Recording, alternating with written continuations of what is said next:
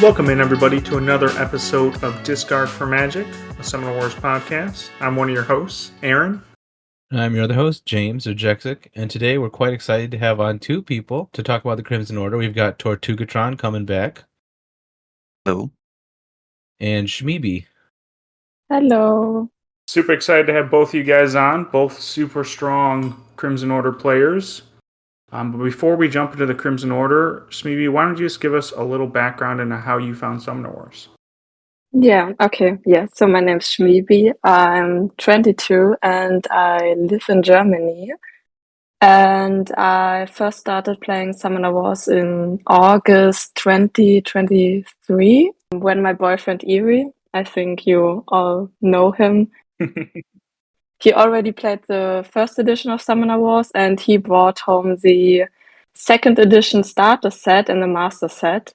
So we started playing on the board for maybe a month, I think, until we found out that we can also play online with people from all over the world. And yes, I think 1 or 2 months later, I joined the Discord and I was pretty excited. I read every single message that was sent in there. The first faction that I really enjoyed to play were Phoenix Elves, because in my opinion, they are really easy to learn and I also really like the auto damage mechanic. And 2 months later, I think it was in October 2023, Crimson Order were released and they have been my favorite faction ever since. That's for my short background. I mean, I see that you do like the Phoenix Elves because your avatar is still the Ember Mage from that faction. Yeah, it is. So, what's it like? You have a unique situation that I think a lot of the other Summoner Wars players are probably a bit envious of. What's it like having your significant other, like, not only really like Summoner Wars, but also you guys are both very competitive. You're both very good at the game. Yeah, it's really nice to have another one to play the game because we can talk about it so much. And recently we also joined being playtesters, so we can talk about new factions and how they're changing through the playtestings. Last season, we both wanted to be number one FK player, so it was a bit competitive here at home. I don't know if he got it or someone else, but yeah, we are also competitive against each other, I have to say. But he doesn't play Crimson Order, which is really nice for me, so it's okay, I would say. But it's nice to talk to someone and to have someone with whom you can play in real life on the board. So, not only online. Yeah, I was wondering, when you play against him, do you usually play on the physical board or do you ever just play online and just like sit on your phones? Most of the times it's online because it's easier. Yeah. Yeah, it's easier for us. But when we play in real life, most of the time I don't play Crimson Order. I play other factions like Obsidian Dwarves or Phoenix Elves because I don't want to play the same faction all the time. Makes sense. I asked Erie the same question. I said, it was like in private. I said, "Who gets to play Fallen Kingdom when you guys play?" And he said, "We actually play different factions." Yeah, we do. Well, jumping into the Crimson Order, do you or Tort have any like key tips that you want to give people who are first starting playing Crimson Order? Just like the first couple tips you'd give somebody. I think what a lot of new players will do with the Baron, because he's so fragile, is they'll just hide him back and just deploy slowly with Blood Begottens and Call Forths. And I feel like one of the strengths of the faction is actually getting the Baron up there into the fight safely. He can die very quickly. But if he's not attacking, I feel like that's a wasted opportunity. And not only are you gaining more resources to do those abilities, but if you have some Sacral Priests or something around, he can actually hit pretty hard too. Most new players make the same mistake by hiding him in the back rows and damaging him. And yeah, it's very important for the faction that you heal Damer, because he's key to winning, in my opinion. I would also say that CO have really good eco games. So don't discard too many cards, because in the long run, CO can win because you can recycle cards through so many different ways, like a force or convert or undying devotions. Yeah, I would say eco game it is for me personally. Yeah, I think they are the most pure econ faction in the game, and I think Yeah. that does go well with new players because I think a lot of them don't like to discard much of anything. Some maybe not new players also don't like to discard much of anything. Aaron, confirmed new player. Yep, that's me. Yeah, I'm kind of that way too. I don't really like to discard that many cards, and sometimes it gets me in trouble. But in Crimson Order games, it's part of the strategy, so that works out. Yeah, I think it's one of the reasons that I really like Crimson Order also is because I don't like discarding cards, as many people know, and I don't have to really do that with Crimson Order. I discard one, maybe two cards a game, depending on the situation and the game, and works out almost every time. Crimson Order can just survive that long game, even if you're being pressured or in different situations. They have a lot of tools. Yeah, definitely. I'd also say that it's important to protect your priests because they're very important to support your damaged units, and she makes them much stronger. So I don't play a priest very offensively. I try to protect them very well. Yeah, I think they're my favorite unit in the whole deck. Mm. I think those warriors are overvalued. I think it's all about the priests. Yeah, I think so too. Most of the times when I play Call Forth, I bring back a priest and a devout cultist, but it's very rare that I call forth a warrior, I have to say. Yeah, me too. But everyone talks about how you have to fight 8 warriors every game. Isn't that what happens every single time? I think at first that happened a lot because warriors are just such a great value. They hit so Mm. hard, but a lot of the better players realize that they aren't the number one unit to use. I mean, they have their uses. I mean, I don't discard any of them. I summon them all, and I might get one, maybe even two, depending on the matchup back. I would say priests are the goal, so make sure not to discard those if you're a new player and get some back. Absolutely. So you've talked a little bit about the priests and about the warriors, but what about the two types of cultists? How do you guys approach those? Do you play all of them? Do you use them all as blockage for Baron after a turn, or how do you approach them?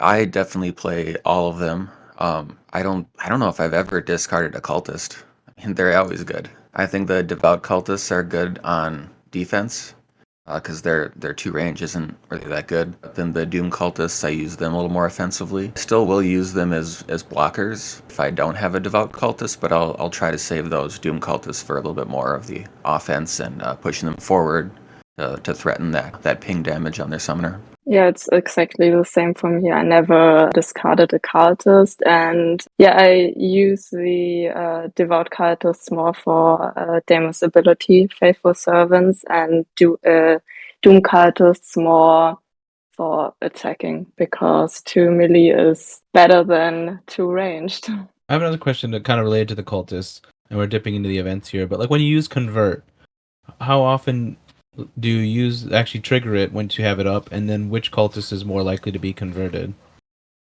For me, it's devout cultists most of the times because there's a chance that I roll the special with Daima. So yeah, I only convert Doom cultists when I can damage the enemy summoner. Trying to maximize that undying devotion. Yeah, absolutely. Maybe I'm doing it wrong because I know you're probably a better Crimson Order player than me. So I usually do Doom Cultists when I do convert. I mean, most of the times a convert can kill the enemy summoner if he or she only has 3 HP left. You can attack with the Dome Cartus and then kill him or death ride him. Or yeah, that's why Doom Cartus are very, very good because of their ability. I usually only use convert when I'm able to get another attack off from a Yeah. location that they weren't probably thinking. So that's why I like to do the Doom Cultists. I might do a Devout Cultist if I don't have any Cultists in hand and I'm basically using it as like a de facto blocker like I would for a Faithful Servant to put one in front of Daymar if he did the destroying. Yeah, I mean, I also only use convert when I can attack because otherwise I don't know why should I summon a unit which is dead next turn and I like to use it a bit differently sometimes. I'll use it with a lot of times with Casimira to just like protect Casimira. Might not always be the optimal play, but sometimes if Casimira's only got one flank open and I can convert to block that flank entirely and continue to keep Casimira alive as long as possible.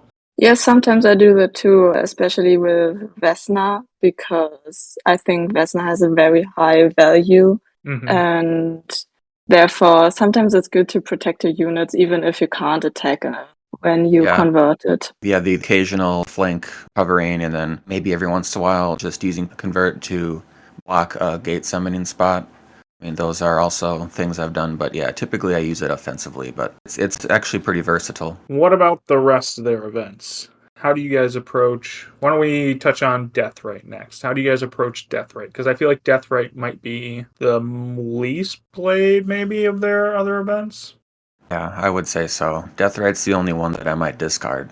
The other ones are pretty much autoplay events for me. Probably should be for everyone. Yeah, same for me. I'd say that I always discard one copy and maybe also the other one if I need some magic, but yeah, it's the least played event, I have to say. Yeah, I will use it only if the turn that I draw it, I have a use for it in a pretty good one. Otherwise, I'll just get rid of it. I don't hold on to Deathrite probably ever. Well, not ever. There's maybe some corner cases where I might hold on to it if I am trying to get that last damage on a summoner and I'm chasing him down with a Doom Cultist or something. But typically, I don't hold on to it. That's funny because I actually really like Deathrite, but I'm also not a big Crimson Order player. But I think one of the cool things you can do with it is use it to attack multiple times from the same lane.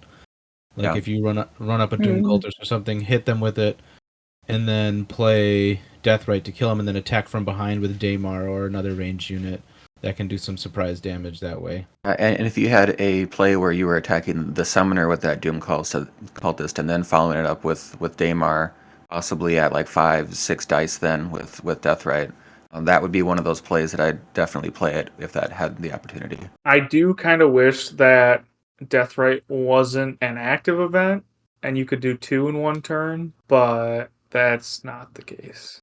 Yeah, whenever I face Eternal Council, I like it to not be an active event as well. Yeah, James told me about that a while ago. That I was excited when I stole Deathrite because you only have to kill one unit and then you get the extra attack forever, so it's cool. On all your units, including Edia. So maybe that's a little corner tip here. Maybe discard your Deathrites even more often against Edia. Yep. And just never play them unless she's already used both learns and they're gone.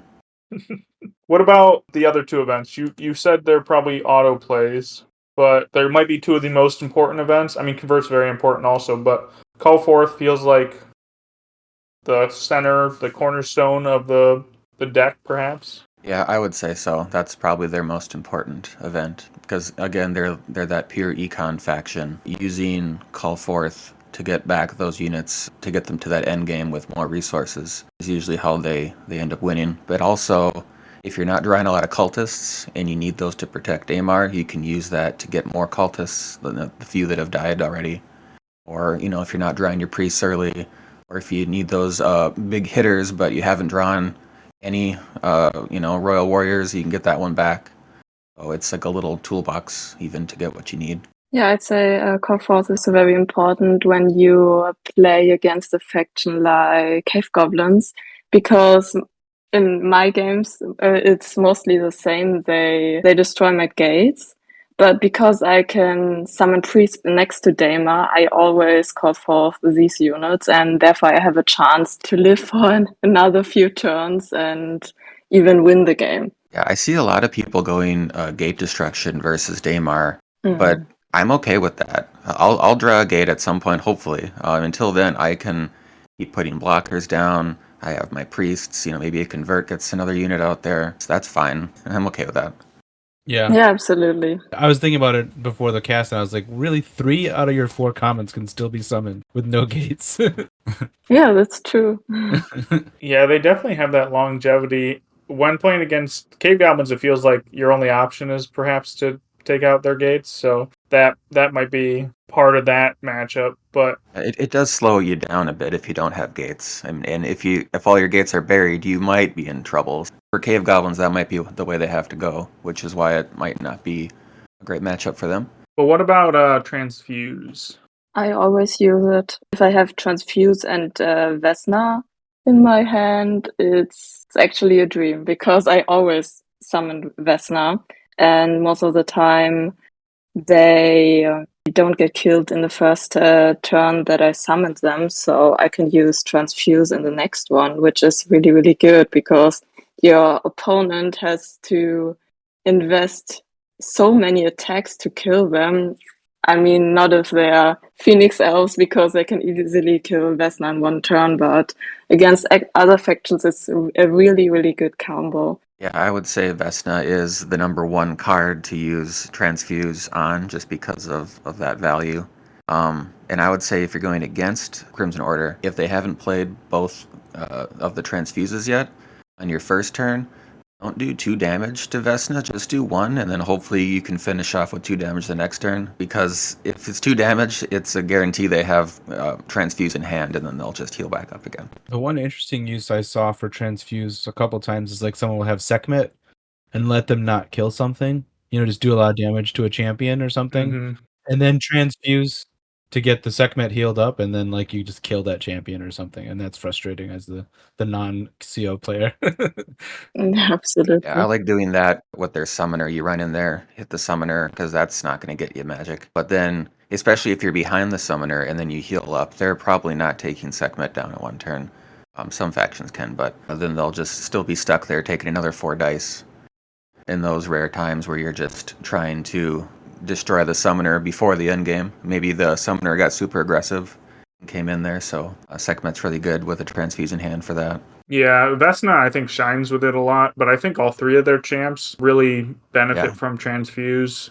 Whether you're keeping Sekhmet alive to do a lot more damage next turn, or keeping Casimir alive to get a couple more cultists out, or Vesna alive to live forever, Speaking of the champs, do you guys try and play all 3 champs every game? Do you have certain ones? Maybe you mentioned that you always play Vesna. How do you approach the champs?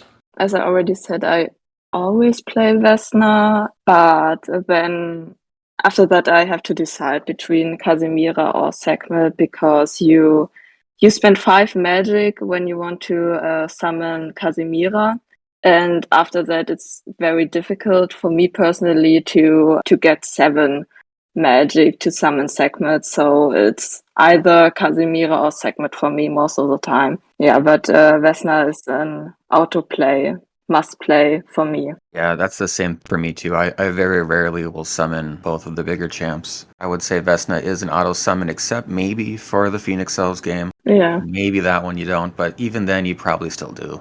Just hopefully he survives longer than a turn. I would say whichever champion I get early is probably the one I'm discarding. Summon the other one later. That's not always the case. Like if I get Casimir early, but I just haven't been drawing cultists, I might, summon Casimir early just to get those few cultists that I have already in my discard back again until I start drawing more. But yeah, typically it's only one or the other. Very rarely will I ever do both, and sometimes I'll do neither.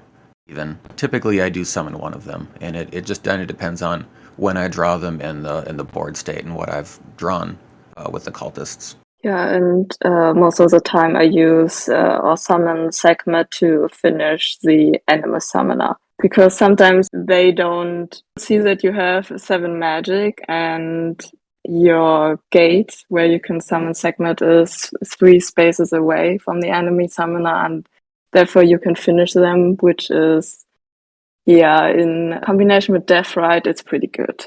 The Crimson Order don't have very many tricks, so sometimes they're just not even thinking about Sekhmet, but that 7 magic is kind of a dead giveaway. Sometimes I like to just hold on to that 7 or 8 magic, just so they always have to be thinking about it for a while, even if I know that I've discarded Sekhmet first turn. Yeah, I do it too. Yeah, Sekhmet can be a strong threat just because of that flight, even if it's not actually going to be in play. Touching a bit more on Vesna, you said you won't play it in the Phoenix Elves matchups. What about other factions who have auto damage? Have you guys played a lot against like Sand Goblins or Storm Goblins or Forged? Is Vesna viable in those matchups? Do you avoid it? Even like Eternal Council with Assault? In Eternal Council, I would still play Vesna because yeah, some of their units can do that auto damage, but it isn't as prevalent as Phoenix Elves. And Phoenix Elves also have Spirit of the Phoenix, so like the archer just moves one and then rolls a 1 for 2, and and Vesna's already dead. Maybe Sand Goblins might be another one, but even then, I think Vesna's still a good value. You're probably just using Vesna more defensively to like cover a side, so they have to really commit to Vesna to take Vesna out in one turn. For Storm Goblins, I think what I do is I just hit that red button on the screen. Uh, So you're saying it's a rough matchup? Not only is it a rough matchup, I just hate facing the Storm Goblins. They've became my new enemy. Fallen Kingdom is second now. Whatever. What about with Forged? Have either of you played that matchup and felt like, because obviously you can keep Vesna back a little bit, and that might be enough because they can't move as well. But if that ping damage gets close, could be brutal. Yeah, you just keep Vesna back on that one, I think, and you're fine. I think I only use Vesna in this matchup to protect Damer because I don't know, it's a pretty hard matchup for me personally. I lose most of my games against Forged with CO, so Yeah, I think it can be a pretty hard matchup too. I think that one for sure you have to use your converts for Doom Cultists and attack the Inventor, and then kill those Doom Cultists right away. That's how you're going to win that one. absolutely. It's interesting how both of those summoners have 10 health, and you're just trying to get them in that matchup, I think. Speaking of the Baron's 10 health, it's not a lot, and most of the things you do in the matchups, whether it's using Blood Begotten with Warriors or using Call Forth, different aspects of the deck use Baron's health. How do you guys best protect Baron and use that health effectively? Definitely need to have a cultist in hand, unless one of their more offensive units and he's kind of far back, and once you take that one out, you're safe. Then maybe you can deal without having a cultist as a blocker, but you definitely need to have blockers. So I summon almost all my cultists with Damar's ability for that reason. And I would say you like to have Damar at high health as much as possible, because there's a lot of factions that have tricks to get around his blockers and take a chunk out of his health, though, so you don't want to have him too far up with only like 3-4 health. I like to only damage him once a turn if I can with Blood Begotten or Call Forth, and then when he attacks, then he's right back up to full health. I like to keep him as full as I possibly can. So he can't really do that if he's hiding in the back corner. But some matchups he kind of does have to hide just because they have so many tricks and like if the cloaks can shoot down a lane really easily. You have the birds can do that too. Shadow elves can remove a blocker even, and then they have their rangers and truth seekers and everything that can move out of the way and clinting speed. So you got to be a little more careful with that. So I might not use as many Blood Begottens, or I don't want to get him down too low. Yeah, same for me. Most of the time when Daemar had only 4 or 5 HP left because I damaged him too much, I lose these games. So it's very, very important that you also keep him that you keep him in game, that you attack with him, even if it's against Skyspear Avians or another faction like Fallen Kingdom who can easily get to him. But I'd say that it's worth it to even attack in these matchups and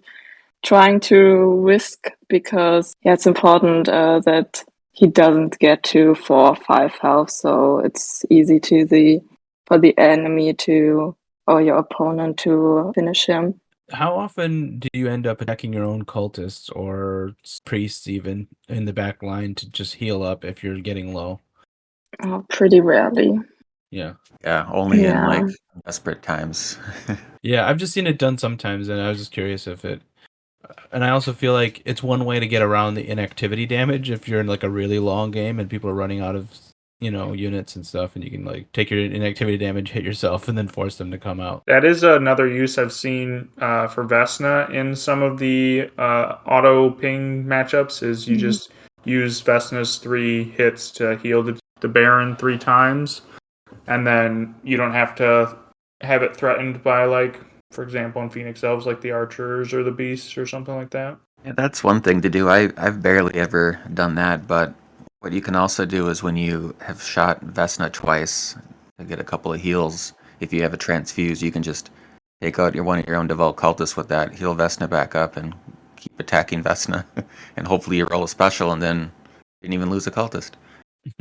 A lot of times I will use Daymar attacking a cultist in like the matchup with the Groaks if they have Wither Potion.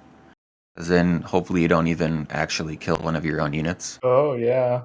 I haven't played much after the nerf happened against the Groaks, maybe only one game. But a lot of times I am a little more cautious with Daymar in that one because those Seers can just remove your cultist. And then, you can get a big shot from, one of their Mystics or Heka or Kalik or something. You have to watch out for that. That's actually really smart, and I've never thought about that. Most of the times I attack my own gates, but yeah, it's pretty smart to attack your own units to heal Daima. Yeah, I think I'm gonna do that in the future. When you're under Wither is what we're specifically talking Yeah. about, right? Yeah. Yeah, absolutely. And you see more Wither Potions now, so yeah, it's a good strategy.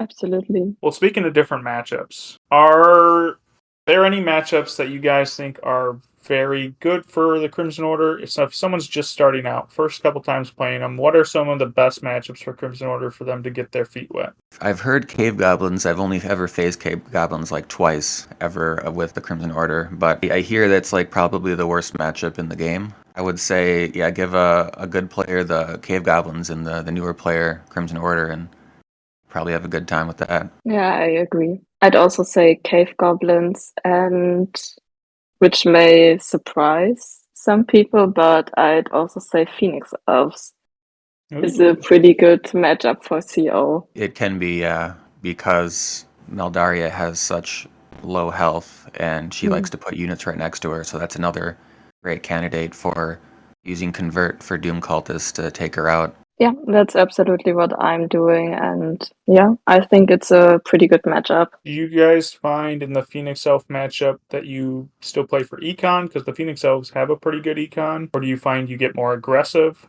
I think I play more aggressive. Yeah, a little more aggressive. If Meldaria is being aggressive.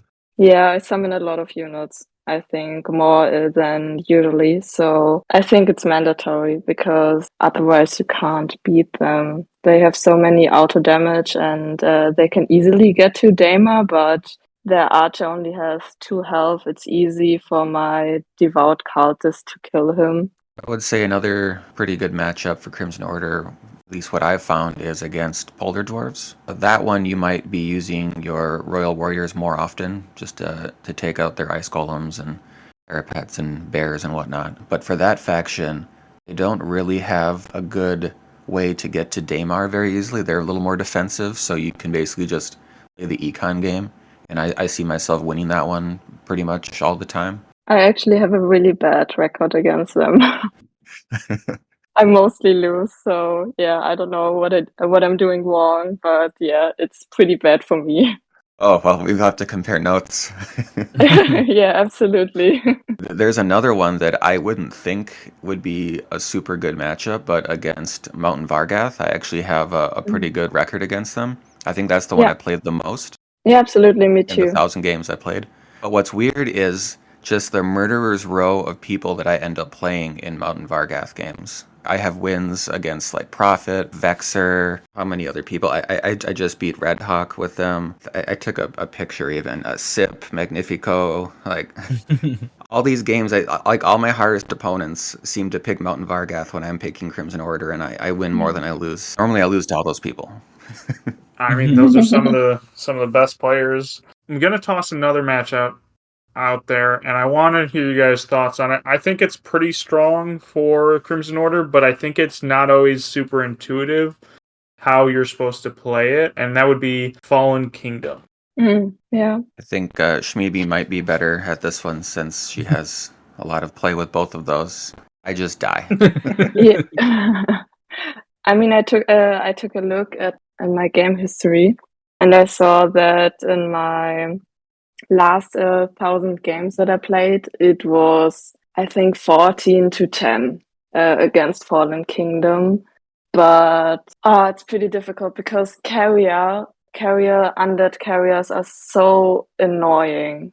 Mhm. They can easily infect your cultists, get to Daemar, attack him for 2, and I don't know, it's difficult, but I'd say it's pretty balanced. I'd say that both faction can win this, and neither of them is, I don't know, favored in this matchup. Yeah.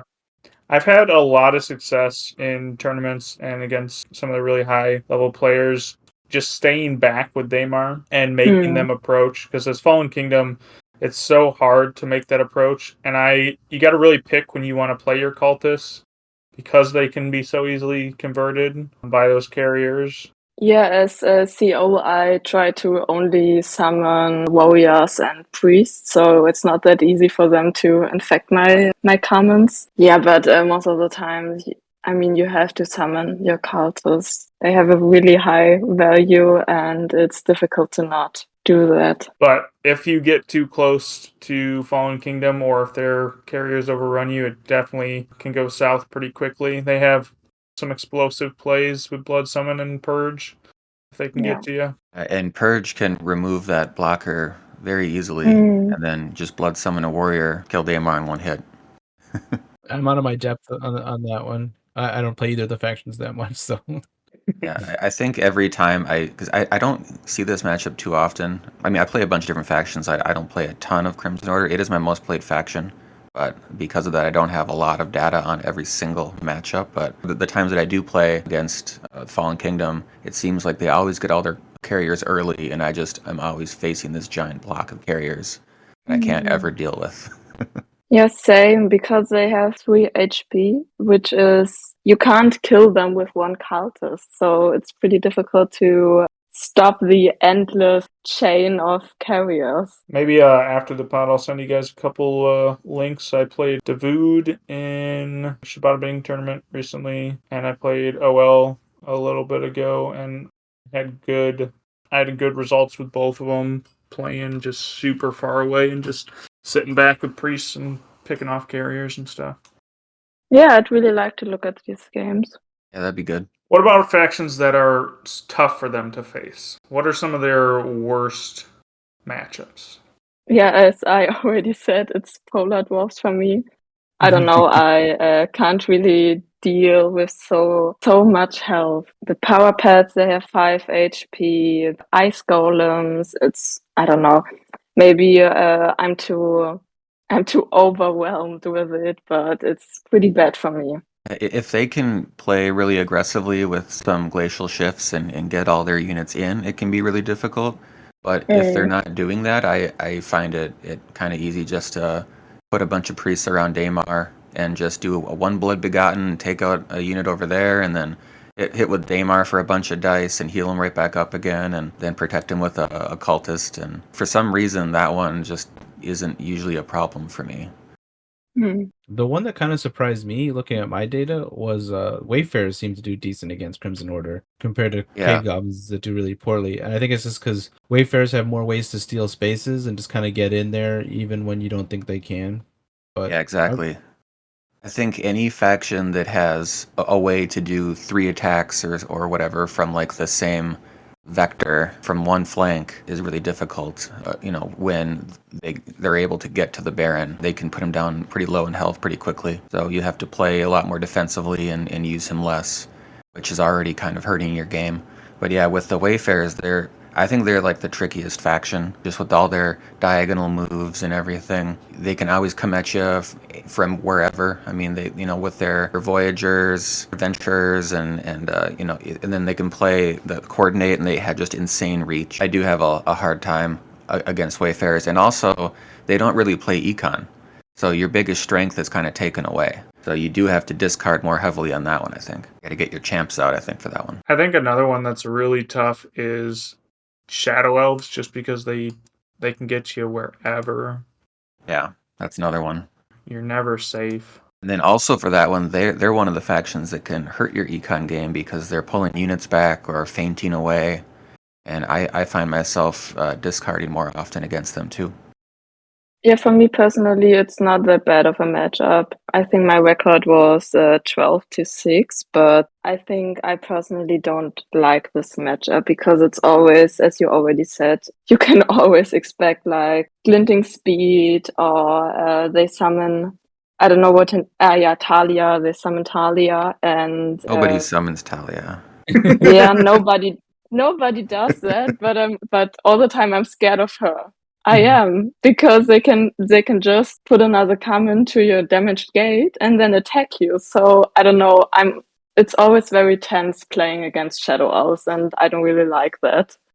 I'm just looking at my record now too, and I have quite a good record against Shadow Elves in the handful of games, I guess. Maybe it's just a feeling thing. You can be Yeah, killed so easily. You just have to be a lot more yeah. careful. What are the two you think about breakers? Because they've got a lot of ways think to that's a keep tough away one. from you and do Yeah. a lot of damage from one vector, like you said. So I think I felt just theorizing. I feel like breakers would be tough too. Yeah, I think so. Crimson Order doesn't really have a very strong range game. Yeah, they don't really have to come at you. They can just stay back, and then if you try to come up to them, and then Takulu gets close, and all of a sudden all your blockers are attacking Daemar. And also you do have to worry about your Royal Warriors, because Takulu has a decent amount of health. And if you're staying back, you can use that a few times with your Mind Witches as well. I think that can be a tough one. Also, they don't have a lot of movement tricks or extra movements, so I think when they play Perplexing Tempest, that really hurts Daemar a lot. Absolutely. They got that Hypnotic Call to remove his blocker, so yeah, it's a pretty bad matchup. Although I guess the nice thing is that breakers are not as popular as Crimson Order, so you won't run into that matchup as often. Yeah, it's very rare. Yeah, I don't see people playing breakers almost ever, which I enjoy because I hate playing against breakers. It's just like Massimo and a handful of others. Yeah. Yeah, only the people that are really good with breakers play breakers, so then when you do face them, it's just such You a hate it. slog, and yeah, it's awful. You're like, I remember why I hate playing against breakers because it's Massimo. I played against Water D once, and Oh, it was yeah. horrible. I mean, I thought I had a chance, but I didn't. Yeah, he's pretty good with them, and it was uphill battle, so to say. Yeah, I can see how his play style, it's kind of like Massimo in a way too. It's going to be very difficult to beat their breakers. I'm on a little win streak against Waterdeep of one game, and he never really plays ranked anymore, so I might stay for a while. I don't even know if I have a game against Waterdeep in the last 1,000. We'll see. Well, James, if you would stop playing 1,000 a week, then this wouldn't be Yeah, a right. problem. My only game was in a tournament in what's yours called? Not Faction Masters, Tournament of Champions. There you go. Yeah. Yeah, that's the last time I played him. I have 3 games against Waterdeep, all losses. But I know I've played it more than 3. I have 2, and they're actually wins, but it's against Shimmersy Face, so that doesn't say so much. He was experimenting on that one. Yeah. I have 16 games against Waterdeep. You need to play more. That's the moral of the story. Oof. But my Crimson Order record against Waterdeep is 1-3, so don't play him as Crimson Order. Well, that's who I did play him as, and that's who I won against his Vanguards. Oh yeah, that one's coming up in League. It'll probably already have happened by the time we're done talking, but I feel like that's a relatively even matchup. I think so. It's an interesting one, though, because it can go forever. Yeah. I mean, technically, there could be no end. Potentially. Keep rolling the Undying Cultist, come back, and get the Knights back out, and just keep grinding. I wonder how long a Crimson Order mirror match would last. We almost got to play one, Aaron. I know. I think it would have been fun. I think it would have been interesting. Yeah, instead we're running back the same matchups for Shibata Bing, Yep, Shibata same Boom. ones.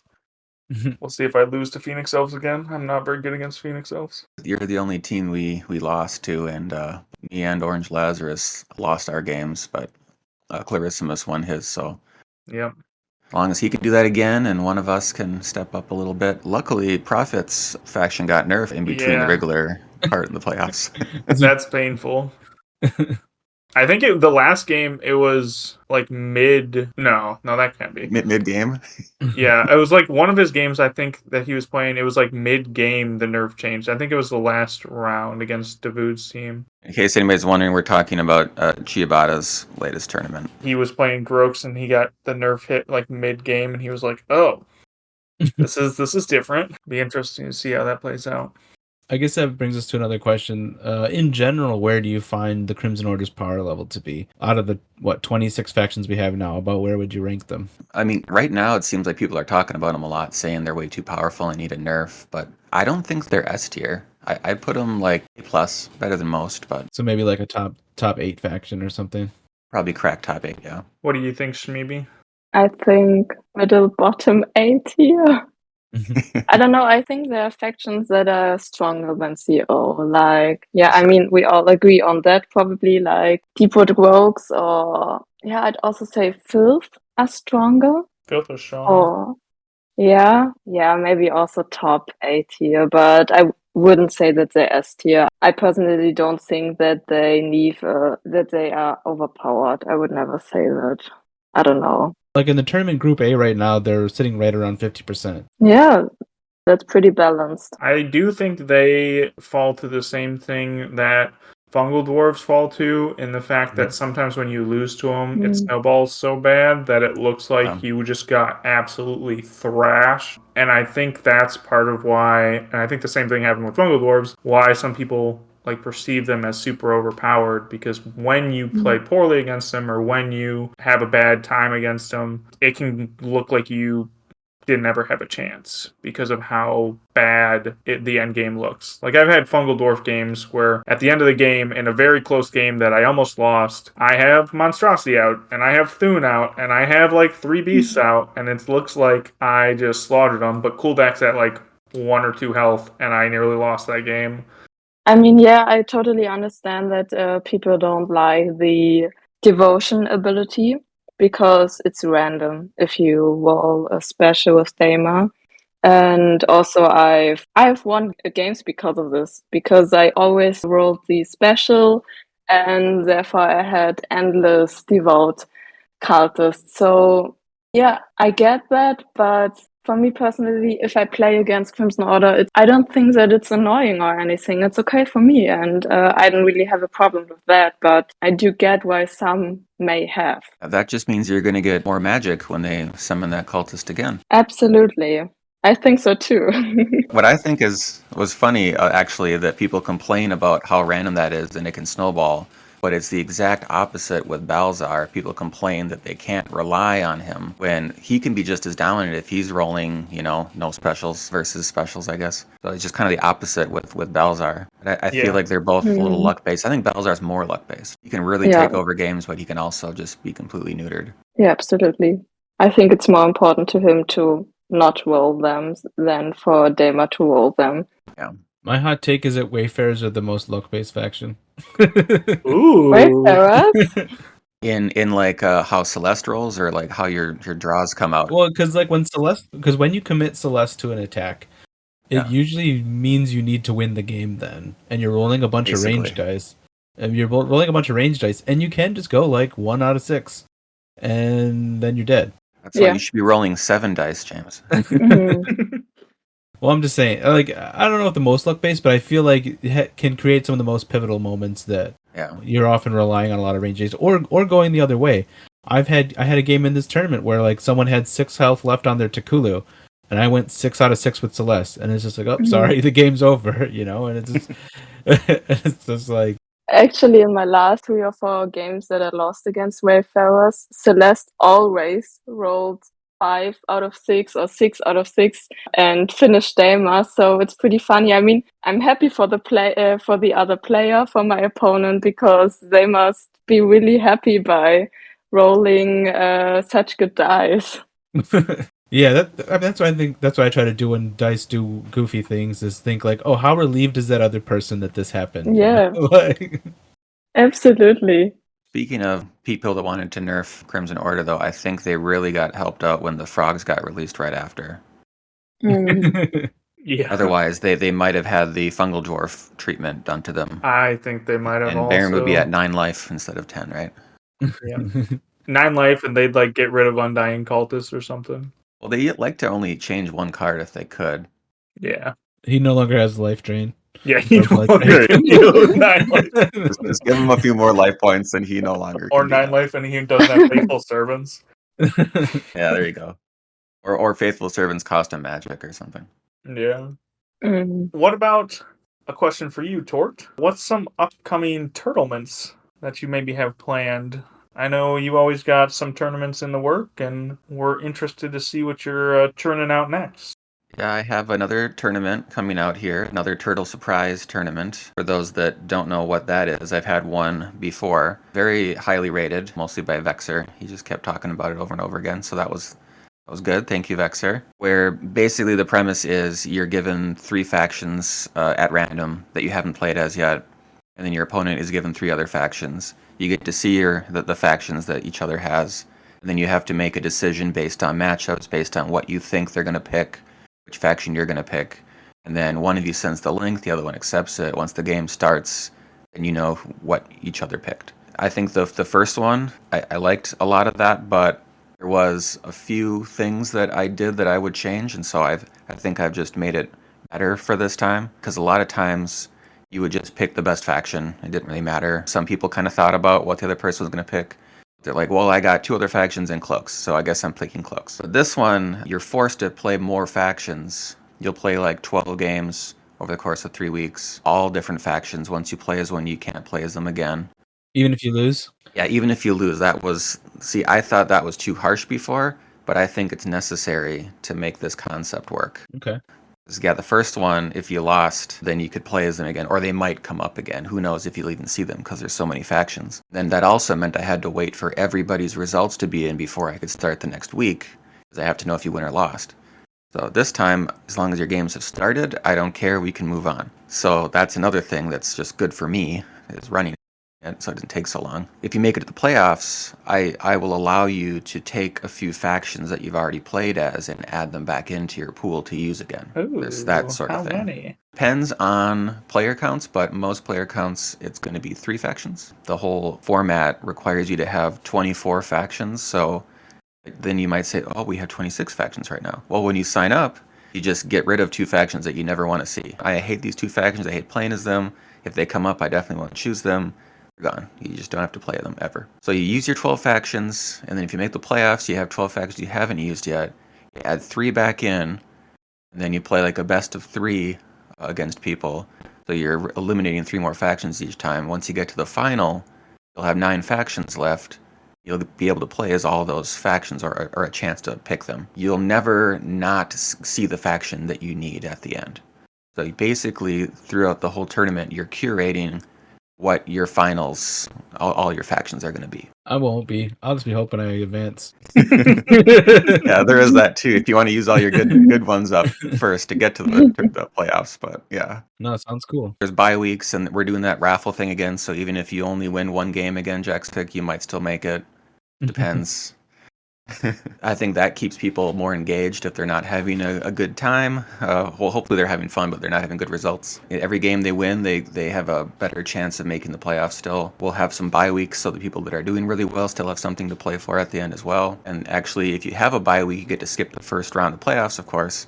But that first round, you actually go back and you play the factions you already played. So the people with the bye week, they take their 3 best factions out. They can use those again. People that don't have the bye weeks, they have to decide if they want to take the 3 best out, or maybe just one of their best ones and leave the other 2 in so they can use them to get out of that first round. So there's a lot of little things like that hopefully will make the whole format better. As for when it's going to happen, I'm not sure yet. Joe kind of destroyed my plans. I'm glad we have a tournament, but I thought it was going to be coming earlier, which is why I delayed when I was going to start my tournament. I'm not sure when I'll start it and if it lasts. Joe's tournaments have a big draw. I think he's doing a custom tournament after this one. A lot of people sign up for that. I might not want to do my tournament until that's done. And then you're getting close to the release of the next 2 factions. So maybe I'll wait until those are released. Not really sure. I'll try to make up my mind here before this posts. But yeah, sometime early in the year, we'll have another turtle surprise. Sounds good. Any other tournaments planned after that?